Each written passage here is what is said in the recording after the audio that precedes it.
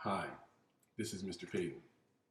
Welcome to the Science of Everything, episode 22. I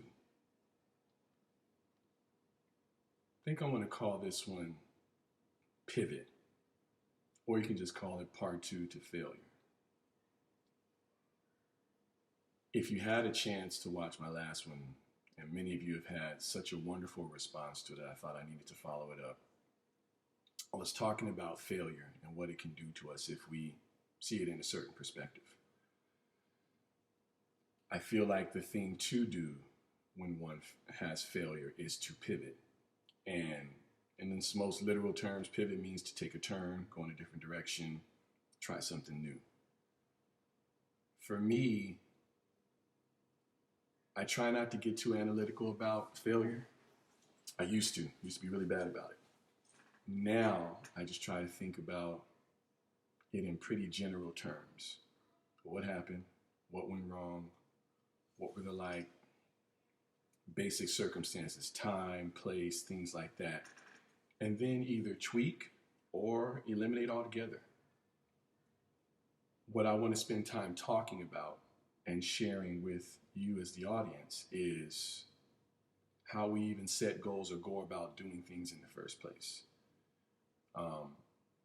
Just to recap, those of you who may not have seen the video before, I talked about how my current work situation is nothing less than toxic.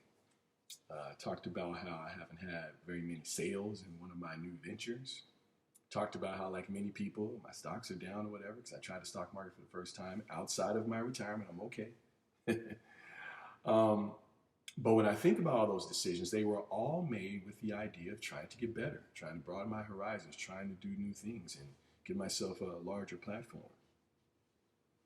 So when I look at them in terms of how I need to pivot, the response is pretty simple.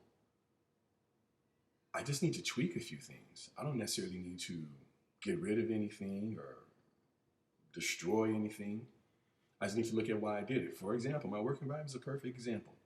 That was done completely out of emotion. I didn't really look at the district and how they did things and their policies and see if it fit how I taught. Because if I step back and look at it right now, it doesn't fit. I did it because there was somebody that I was close to that I wanted a chance to work with, and that part of it has gone well. Our relationship is not in trouble because of the job, because he understands. Like I said, we met back coaching, and now he's in a position of leadership. Hey, man, come on over. And I said, good. So our relationship's been fine. Our interactions have been great. It's some of the other folks around who don't appreciate how I go about things. And he knows I'm a unique character, so it's all good. When I look at the books, marketing, understanding the topic of the titles that I've created are not the hottest topics. So it just means maybe if I do want to continue to write, that I need to look at topics that are maybe quote unquote trending, if that is my goal. And then the easiest one is the stock market. It has flows, so leave the money alone, let it sit there, and it'll be fine. My point is that when you fail, you should stop and look at, the facts, not the emotion. The emotion will keep you down. But if you look at the facts, generally speaking, you can figure out what you need to do next. And so that's what I'm going to spend my time doing. Here it is, literally the last day of the year.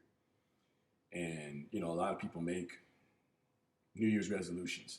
And I can see why those may have value for some folks.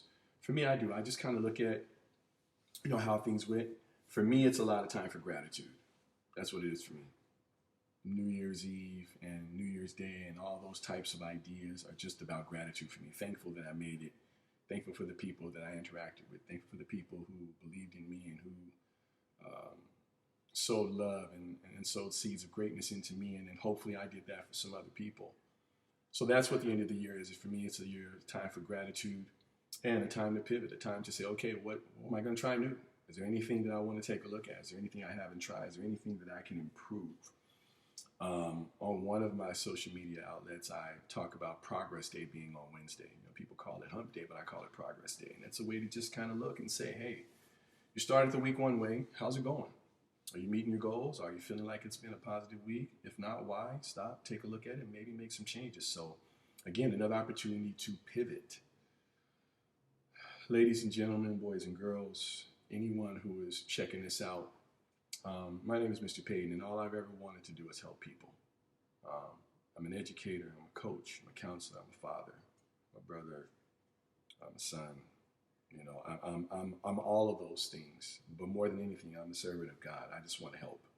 I have a few talents that I like to share with people. I have the drive to want to help others, and so that's all I've been trying to do with this series. And like I've said many times, I don't know if this is the last episode or it's just the beginning of a whole bunch more. I just hope that I've given you some value, and I hope that these few minutes that you spend watching my videos are worthwhile. Have a happy new year, a safe evening, and hopefully I'll see you again soon. Thank you.